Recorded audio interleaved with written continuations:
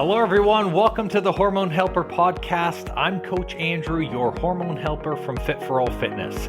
I personally coach over 1,600 men and women to help better understand their hormones so they can lose weight and get their metabolism back on track. With this podcast, you're going to hear from me and my special guests about everything from metabolism to thyroid to weight loss. And we even talk a little bit of sexy time as we chat to spread more knowledge, thick like butter, on your hormones. If you're ready to learn, I'm ready to share, so let's do this. Hey everyone, Coach Andrew here, and welcome back to another episode of the Hormone Helper Podcast. It's into the second week of November, and already I have clients starting to ask questions on how they can navigate the holiday season and how they can navigate family outings that are coming up. I personally love the holidays as it is an opportunity for me to spend time with family as well as eat some great food. But I think for most people, the weeks of like November 20th to Jan 1, this can be the time frame where they're going to gain the most weight, where they feel the most bloated, maybe have the hard time getting in their workouts, as well as start to feel the pressure from friends and families to eat and to drink like them. That sucks. That really, really sucks to hear because there's not one single person who doesn't want to fully enjoy and be present in a holiday. Realistically, you can't do that if you're panicking on the drive to dinner or sitting at a family table pretending to pick up the lettuce when you actually low-key wanted the stuffing and steak that next to dad's side of the table. Okay, I say dad's side of the table because for me, that's where all the meat is on the dad's side. Like my dad has 3 brothers and they all put all the meat over there, and then it like starts to get greener as it goes to the other side of the table. But yeah, the reason why I'm doing this podcast is I'd like to share with you essentially how you can go about navigating the holidays so you can spend the bulk of your time worrying about if people like your gifts instead of thinking about if people are actually judging your food choices. Now, I know that everyone's holiday experience is different, but the way that I tend to approach this with my clients is really to share with them what I like to call the 4 rules of cool.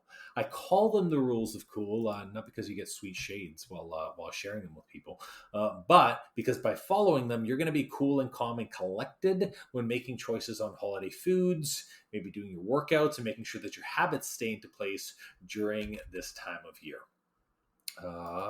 What else was it? Oh yeah, before I forget, after the 4 rules as well, I'm also going to spend some time to chat about something really special that is coming up for the end of November for you guys because I'm super excited. But for starters, I want to get into these rules for now.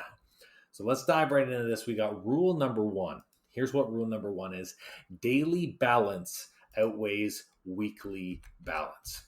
So when I'm talking about daily balance, I'm referring to the 80-20 rule. That's 80% of the time, we want to have our schedule to be the exact same, do the exact same things, live the exact same way, and the 20% being the dinner outings, the family gatherings, and things we can't control. This rule really just comes down to calories in and calories out. So what I'd like to explain with this is essentially most people try to basically be as good as they can between like Monday through Thursday, and then Friday, Saturday, Sunday is where the weekly imbalance comes out, where they're having multiple things. They might have a lunch with a family member, then they go to dinner for someone else's house, and then it's breakfast with another family, lunch at another place, and that entire thing sets off and offset all of the good things that you did Monday through Thursday. So when I'm talking about daily balance, essentially what I want you to do is basically treat every single day like it is just a regular day that you're going through. So from a food perspective, all of your food habits maintain the same. What I mean by that is if I know I'm going out to dinner at a family or friend's place, I'm going to eat my breakfast, I'm going to eat my lunch, I'm going to have my protein shake in between my lunch and when I would normally have dinner. I treat everything else the same. I'm not trying to save calories before I'm going to dinner. I'm not trying to cut my breakfast out so I can eat more later on. Because what happens is if I do that, by the time it gets to dinner, I'm going to overeat. I'm going to eat out of control. And then it's going to result in me imbalancing the entire week. From a workout perspective, I always work out first thing in the morning. Typically, it's around 6 a.m. or not 6 a.m. Holy cow. It's either 5 or it's 7 because I got someone I speak to from a coaching perspective at 6. So when I'm working out, I know that those two times during the day are times where I work out, and 4 times a week is essentially my non-negotiable. So I treat it the same thing. I don't overtrain or over exercise if I know I'm going to go out to eat. I just have my set workout days and I eat that way. Because as long as I am doing the training and as long as I'm eating breakfast, lunch, and I have all my snacks the same, when it comes to the one meal with family and friends, it's not going to throw off my entire routine. As a matter of fact, I'm going to show up to that meal, not be super hungry because I'm never really hungry anyways, because most of the time, again, if you're eating consistent meals, you shouldn't feel a hunger. I've already worked out, which means that I burn the calories, so I can actually just show up and enjoy the food that is there. And that's basically what you should do. The reason why this works when you practice this daily balance versus, trying to save all of this and then cram everything into your weekends is from a weight loss perspective, even an inflammation perspective. Let's talk about the weight loss first. Weight loss is really about calories burned versus how much calories you've eaten. So what I mean by that is 3,500 calories equals 1 pound. 3,500 in surplus means you'll gain a pound. 3,500 in a deficit means you're going to lose a pound. So if someone is in a 200 calorie deficit every single day, then at the end of every week, they're going to be burning about 1,400 calories, which is almost half a pound. That means even if you were to have one dinner that was off, or go to a friend's house and eat something, or maybe you have a couple of drinks at a bar with a friend or a colleague or a family member, it's 1 out of those 7 days, which even if you're up by 200 calories or 400 calories, it hasn't gained a full pound. So you're actually not going to change in weight. And this is where daily deficit or a daily change in adjustment in your food can really, really help you during the holidays. So by practicing that just daily flex of 200 or 300 calories where you're staying under during these times, you can actually go out and do the things that you want without having to worry about it affecting your weight. Now, let's add in the inflammation part. Things like bloating, IBS issues, digestive issues typically come from eating bad food or really high calorie food in condensed amounts of time. So you have breakfast, lunch, and dinner for 3 days that's all out and it's all not good quality food or maybe all not food that you're used to. Then you're going to experience a week of digestive issues. Versus if out of the 7 days, I maybe have 3 dinners in which I've gone out with family, because I've treated breakfast, lunch the same way, I've done my same routine, I've done my same workouts, I'm doing my same hydration. Those 3 or 4 meals or family outings that you do actually don't set off a digestive issue. They don't set off inflammation because for the most part during the week, you are eating, working out, and drinking the same amount of water as you would any other week. It's about normalizing these family outings. It's about normalizing when we do travel. Because I'll tell you something, when I go on vacation, I've never gained weight a single vacation I go on. When I go to family or friends' houses, I'm not worried about my digestion. I'm not worried about the food that I'm eating because I know that I'm practicing that 80-20 rule. And that's what it is all about. Making sure that you've got that daily 200 to 300 calorie flex. You've allotted for it each and every single day. And a couple times a week, you go over that flex. It's not a big deal. Versus now, if we look to the weekend, if we have breakfast, lunch, and dinner that's out, each of them are 1,000 or 1,500 calories each, depending on a breakfast place, whether or not you're going to have a glass of wine with that, whatever that is. Now, in just 2 or 3 days, you can be at 1.5 pound or a 2 pound gain. Now your weight changes. So I tell every single one of our clients, you basically want to practice. So the rule, and I'll say it again, daily balance. Daily balance outweighs weekly balance. So that is rule number 1. Now for our second rule of cool, and this one is based mainly around food. The rule is eat with your stomach and not with your eyes. So this is really based off of hunger and fullness cues. Many people over the holidays overeat, not because they're hungry, but because they see all of this great food and our eyes stimulate our sense of hunger, and we actually eat more than we recognize we're supposed to. Sometimes it can take up to half an hour for our body's hunger and fullness to actually fully register if the stomach is full. And I don't know about you, but I can be a pretty fast eater. In half an hour, like half the kitchen table will be the table, the legs, everything. I'll eat it all. And then I'm like, oh, wow, yeah, I'm actually super, super full. Now I'm over full. So a large thing with hunger and fullness is for visually, and I'll talk about the visual aspect first. Visually, you want to control yourself visually. So the way that you can do this is by plate size. So typically when we fill up a plate, that indicates visually that we have a state of fullness that is on our plate. We have accepted from a visual perspective, this is my full meal, and anything outside of that, I'm probably going to be full. So I always tell people, whenever you go to a friend's or a family member's house, ask them, hey, what is the size plate that we're going for? Or if you see it's a really large plate, ask, hey, can I have a smaller plate? And people always have multiple sizes of plates. I've never had anyone question, why do you want a smaller plate? They'll give you a smaller plate and fill that plate up. Fill the plate up, and it's going to look like it's full, but you're going to be eating less food because the plate is actually smaller. From a visual perspective, you get the fullness that you're seeking, and that's the big thing. Second thing from a visual perspective is finger foods, small appetizers. Our body wants to get a taste of everything. So visually, whenever we're presented with new food, our body will say, am I hungry? And it will confuse your hunger and fullness signal to encourage you to eat again. So what I tell people is, whether it's with finger foods or even if you're doing food with multiple courses, if you're going to do finger foods, stick 100% to finger foods. Go ahead and peck for the remainder of that evening, as opposed to sitting down for a full plate, because visually, every time you see something new, your body is going to question your hunger and your fullness cue.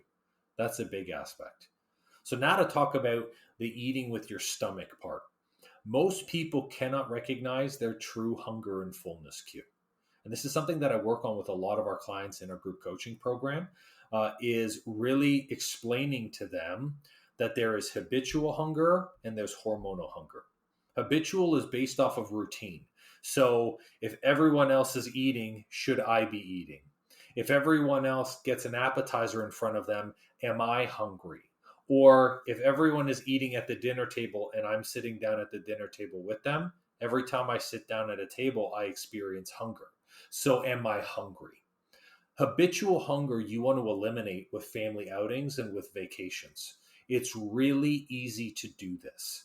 So from a hunger perspective, one of the biggest things is for you to eat, and this connects to rule number 1. It's about eating your regular meals through the day. Don't show up to your family event. Don't show up to dinner. Don't show up to the lunch super hungry. Don't skip a meal and come with hunger, because hunger means that you've been hungry for a while and you're going to overeat to fill yourself. Eat breakfast normal, eat lunch normal, and when it comes to dinner, have a full glass of water before you eat anything that's on your plate. The glass of water is actually going to go into your stomach, and if your stomach fills up with that glass of water, what it means is that your stomach is already full. You're actually not hungry. However, if you drink the water and you still feel the hunger, it means that there is nothing processing or digesting in your stomach, and that is true hunger. And that means that you need to eat something. So it's about understanding that habitual piece. Now for the hormonal piece, it's about never letting yourself go hungry. So just like from a visual perspective, I want you to fill that entire plate and just eat that single plate. By eating the breakfast, lunch, and dinner, by keeping your routine mainly the same with your food, when you show up for that family outing or for that holiday outing, you're not actually going to have this ravenous feeling of hunger that you're going to have to overeat. This allows you to eat with your stomach and not with your eyes. Because when we eye eat, we overeat. And that's when we're going to have all the digestive issues. We're going to have all the bloating. We're going to have inflammation. We're going to have swelling, which will be edema or putting on water weight. Like your ring fingers get tight and everything. And that's an indicator that, hey, maybe that's an overeating issue. So that's rule number 2. All right, rule number 3. So rule number 3, you guys, this one is around activity. I created a rule around activity because activity over the holidays is just as important as watching your food and being balanced. So my activity rule, and this really is for your entire life. Like, it actually doesn't have to be regarding the holidays, but it's especially important around the holidays. And the rule is never miss 2 days in a row. So a big part of activity is about calorie burn, not just about muscle growth and development.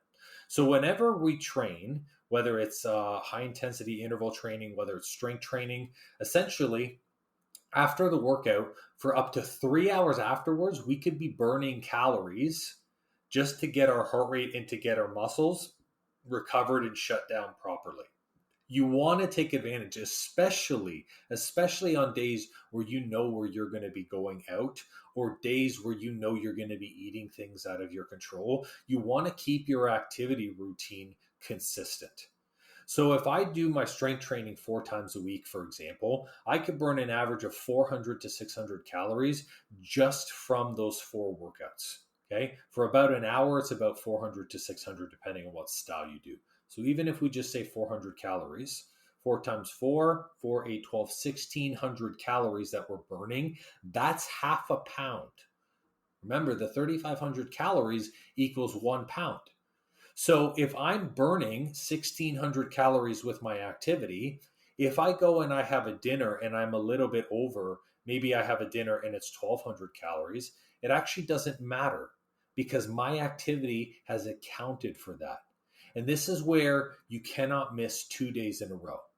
From a habitual standpoint, if we are always ensuring that we're working out essentially every other day, we're still going to get the calorie burn, and the body's going to keep the activity as a habit, because activity as a habit creates dopamine. It helps create hormones in your body. And if we lose these hormones over a 2-day span, it actually makes us significantly more difficult for us to then start back into activity. So I live my entire life never missing 2 days in a row. So I can always get the best hormones for my body. So I can always feel the dopamine, that feel-good hormone. And I can always ensure that I have my steady calorie burn. So from an activity perspective, this doesn't mean work out every day like a madman. This doesn't mean, oh, I'm going to dinner, so I'm going to do 3 hours of cardio before. That's not what this is. I don't want you over exercising, because that also is not good. What I want you to understand, though, is that activity has a place in the maintenance of your inflammation and in the maintenance of your metabolism. So you want to make sure that you have that habit and routine every other day, something with activity, that it's as a part of it. So that rule is very, very simple. Now, the key to this is to make activity and put it in a place where it can't be avoided. So, I shared with you earlier on this podcast episode that I do my workouts in the morning. I do not do them past 5 o'clock, because if I did them in the evening, I wouldn't do them. Just too much stuff is going on. By 5:30, I finished off my work day, and for me, I've checked out. It's significantly harder for me to do that then, because I'm mentally drained and I'm physically tired. So I put my activity in a place where I can't avoid it, which is in the morning. It's a part of my routine. My cold tub, my workout, my shower, or sometimes vice versa. Workout, cold tub, shower. It allows me to then get that hit of dopamine, which makes me feel good, and then continue out the rest of the day. Now, because I've been so consistent with my activity, when it comes that one day and for some reason, I can't miss the workout, or maybe I'm listening to my body that day and it feels really fatigued. The second day, hormonally, my body's missing those hormones and I'm itching to do my workout. That's where, if you've ever had people be like, oh, like working out is just something I do. It's a part of my routine. Like I can't miss my workout. It's because from the hormone perspective, their body is asking for those hormones. It's asking for that inflammation release. So that's why you can't miss 2 days in a row. Simple rule, but especially important over the holidays. Now, finally, our fourth rule, okay? For me, this one especially, it was early on for me to build a rule around people. Because let's be real, sometimes there are people in your family or in your friend circle that enable bad eating. Maybe they keep you drinking longer than you should. Or maybe they just have a way of making you do something even if you feel uncomfortable with it. Like, just eat this piece of cake. It's not a big deal, right? I know that this comfortability is something that I used to tend to justify, and it's an experience that I have a lot of being in the health industry. And what I want you to remember is, like, if you think you're being pushed or you're being judged for your food choices and your drinking choices, you should put yourself in my shoes. Both me and my wife Lorna, we have always had eyes on us, even outside of holidays. And that's because as coaches, people always think and assume that we have to eat the healthiest, that we have to be the best, that we're only drinking water, that we never drink coffee, that we never have sweets. So there can be this lot of unconscious pressure on me to always eat healthy and always eat things for other people. But also, too, there's the pressure of friends and family members who might challenge my values because they feel uncomfortable with theirs. And that's really, really important. So here's the rule for this, okay? The rule is, if you say yes, make it your yes. And here's what I mean by that. This comes with a personal story. I remember the first year of me being a personal trainer, and I went to, I believe it was a Christmas. Yeah, I think it was a Christmas. That was at it was Christmas. So sitting down at the table, and I was like, I want people to like me. I want people to see that I'm the best trainer. So it's Christmas, and I've eaten clean this whole day. I'm just going to eat clean. So I packed my own food.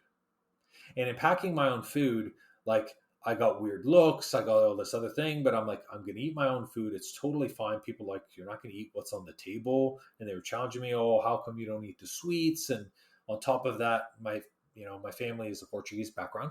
So they like their sugar, they like their salt. And, people are challenging me on the stuff that I'm eating. But it wasn't the challenge that got to me. What got to me was the fact that I was looking at the table of things that I actually wanted to eat, but out of my own ego and out of my own concern, I was like, if I eat this, I'm going to be judged hardcore. They're going to think that I'm not a good coach. They're going to think that I'm being hypocritical because I'm having a slice of cake, or I'm having one of those custard tarts that the Portuguese people eat all the time, the natas. I love those. And in leaving that Christmas, I remember telling Lorna, like, you know what? I did not enjoy myself. I ate raw chicken, broccoli, rice. It freaking sucked. There were things there that I literally could have eaten. It was literally right there. But not only could I not eat it there, I couldn't take it with me, because at that point I would think of myself as hypocritical. And it didn't make any sense, because in reality, I was healthier than the majority of the people there. I was exercising every single day, and nothing was going to change from that one meal. And I recognized about, like I said, those 2 years in a personal training, that, like, you do not have to live 1,000% each and every time. That's what really made me adopt that 80-20 rule. So from this rule of, like, if you say yes, make it your yes. What I mean by that is, you should never have anyone push you into saying yes or into doing something that doesn't make you comfortable. So one thing that me and Lorna don't really do is drink. Lorna never drinks. She doesn't like to drink at all. It was never her thing. And me, I stopped drinking and by stop drinking, I mean like drinking weekly. I stopped drinking probably about 5 years ago because I just found that it was a waste. It made me feel like crap all the time, and it never benefited me. Like I would always just drink because socially that was the thing to do. And that's where it's like, if you say yes, make it your yes. Are you just doing it because socially it makes you feel more comfortable? So, like, do you just eat a bucket ton of food, maybe even things that you know set your stomach off because you're like, everyone else is eating the cake, so I'm just going to eat it. Or everyone else is having the fourth glass of wine, so I know I'm going to have a headache, but let me just have the fourth. Because in the moment, it might feel like, oh, okay, this is fine, but it's always the next day or the next week in which you pay for that choice. So remember, like you saying yes and it not being your yes, you telling someone, okay, I'll have that slice of cake. Oh, yes, I'll eat the food. Like, and you not wanting it or you not wanting to drink more, you're actually letting yourself down. The higher version of you, you're telling that highest version, I'm not important. I'm not valuable. I'm caving to someone else's decision. And remember, not every family member is going to do this maliciously to you. They're not going to pressure you into eating food because they want you to gain weight. They're not going to pressure you into having a drink because they want you to be like, oh, I thought you weren't a drinker. Most people do it because we have learned as a society to celebrate things around food and drink. And that's why the holidays can be such a challenge. Because most people think if they're in my house and they're eating and they're drinking my alcohol, they must be so happy. So when someone doesn't eat as much food or they're not drinking while everyone else is drinking, internally their value system goes, they must not be having fun.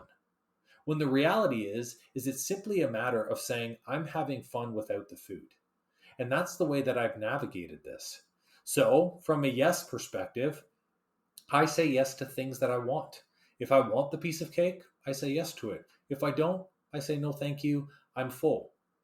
If I want to have one drink with my friends, not a problem. Hey, pour me one drink. But if they go to pour me the second and I don't want it, I say, you know what, actually, I'm just good with this one drink. Why don't you go and grab me a water? I choose the yes, and by making it my yes, it actually makes me more confident in making decisions. Now, if you've never said no before, here is your permission to say no. You owe no explanation to anybody about what decision you make with your food over the holidays and what decisions you make with drinks over the holidays, even when you can leave over the holidays. It's about saying no. And now, the way that sometimes there might be a few people in your life that are like, oh, but like, how come you don't do this? Or, oh, you never eat this way. It's very simple. I choose to live my life by my own terms. Saying that in a nice way is, if I'm hungry for the piece of cake, I'll get it, but I'm not hungry for it. If I want the drink, then I'll pour it myself. But right now, I don't need it. And here's the key line, because I don't need those things to have fun. That line is so important because what it does is it shows everyone that your value system is not their value system. By saying I don't need this to have fun means I'm having fun right now without the piece of cake. I'm having fun right now without the extra drink. Any good family member, any good friend, any good partner will hear those words and go, awesome, I just wanted to make sure that you were having fun. Or that makes total sense. Hey, let me get you more water. So this rule is probably the most pivotal rule because during the holidays, we can all cave to peer pressure. But if you say yes, I want to make sure that you make it your yes. That's a big thing, right? Now, like I said before, these rules, they can be used not just over the holidays. They can be used when traveling. They can be used with regular outings. And it's really about practicing a sustainable way to eat, exercise, and to keep your habits on track so you don't have to keep restarting up in Jan 1 like most people. Because most people, they completely overdo it over the holidays, and now they're on track basically day 1, Jan 1, and they're struggling with all these issues, wondering how to get out of it. So that's a big thing. Now, speaking of Jan 1, I want to share that amazing thing coming up at the end of November that I talked about earlier. Because as a coach, it freaking breaks me to see when people have to start Jan 1. Because I truly believe that each and every person can have the time, can have the capacity, the capability, the finances, the mental fortitude. I believe that you can have all those things to begin a journey to transform and to get the body and health that you've always wanted. Now, the thing is, sometimes you just need the right opportunity and the right program to hop into to teach you those tools that are needed, all while giving you that support that's along the way to help you feel confident through things like holidays and stuff. So that's why I'm so excited to share with you all that I'm going to be launching an amazing Black Friday promotion on both our group coaching program along with our Hormone Reboot program. So for those of you who don't know, my group coaching program, which is also known as our Vantage program, it is a 16-week program that deals with nutrition. It deals with the training, building custom programs and processes for both. We go through habitual eating. We walk through the hormones, and we also walk through digestion. And there's the accountability piece with weekly group coaching calls. It's really great for people who are looking to lose that 25 to 30 pounds, for people who struggle with bloating, for people who have a lot of digestive issues and they want to kind of tackle both the weight loss and digestion on track. It really helps with that. Best part about the Vantage program is it is in a group coaching setting. So you're working with people, like-minded individuals, our little fit fam that meet up every single week on our group coaching calls and get that ongoing support. It's such a fire program, and I absolutely love running it. So it's on our Black Friday promotion. Now, our second one is our Hormone Reboot program, and that is our 8-week program, which is specifically designed to rebalance someone's hormones and reshift their metabolism back into place. So from a hormone perspective, hormones can get out of whack, especially around the holidays, whether it's with eating inflammatory foods, staying up late at night, maybe you're missing your workouts or you're overtraining and you throw off your hormone system. And that actually slows down your metabolism.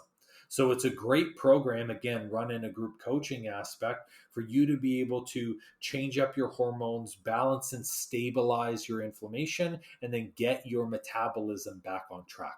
So it really helps from that hormone piece. A big thing with the Hormone Reboot program is it does exactly what it says, which is literally reboot and get that kickstart both into your health and fitness journey, which is really great. So both of these programs are on the Black Friday special, and they're going to be running from November 24th to December 3rd. That's when the promotion is, and they're going to be available for up to 30% off. And I do this every November, because for me, I would rather that someone take the opportunity to join now than to wait those extra months just to make that decision. And one thing I'll say is, like, if you've been listening to the podcast for the past year, if you've been back and forth on whether or when the right time is to join or to take a change in your journey, my friend, this is your time right now. It is your time right now to join the program. Now, in terms of where to go to join, you can head on to our website. It is www.fit4allfitness.com. So it's fit4allfitness.com/Black Friday FITFAM. And of course, I'm going to drop this link in the show notes, but it's fit4allfitness.com/Black Friday FitFam. All one word. So there you can go and check out the programs. You can learn a little more about them as well. There's more detail, as well as sign up for them too. Now, please know that I don't have a million spaces to accept in November. So there are limitations to how many people I can take on for each program. So what does that mean? It means that you should freaking go right now into the show notes and check them out before the spots get taken out. Now, the best part about signing up for the group coaching or the hormone program now is by Jan 1, you're actually already going to be hitting your goals instead of starting then with a bunch of extra weight or additional IBS challenges to deal with. I would love to have you as a part of our Fit Fam. I would love to have you as a part of this process. I would love to help you and get support over the holidays. But even if the program right now is not for you, utilize these 4 rules. Utilize them, keep them in your back pocket, keep them in your lives, keep them present, and hopefully that will be good for your holiday as well. So any questions you got, feel free to reach out. Otherwise, that is all for this episode for me today. I love you all, and we'll catch you on the next episode. Bye. Well, it seems I'm all out of info juice for today. That's all for this episode, and thank you so much for listening. Please leave a raving review for me if you've learned something good, and make sure to subscribe to the podcast so you don't miss an episode. Now, if you're in the mood for some more great content and tools to get your hormones on track, why not check out our free Facebook group and the blog on our site? We do amazing weekly trainings in our group that me and my wife call Tea and Teachings that give good tips for anything hormones and metabolism related. It's also a great community where you get to share your goals and success with like-minded people just like you. I'll make sure to drop both the Facebook group link and the blog link in the show notes for you. Or if you're ambitious like me, the name of the group is Weight Loss and Balanced Hormones. It'll say Fit for All beside it with a picture of me. So come and join us and have more fun.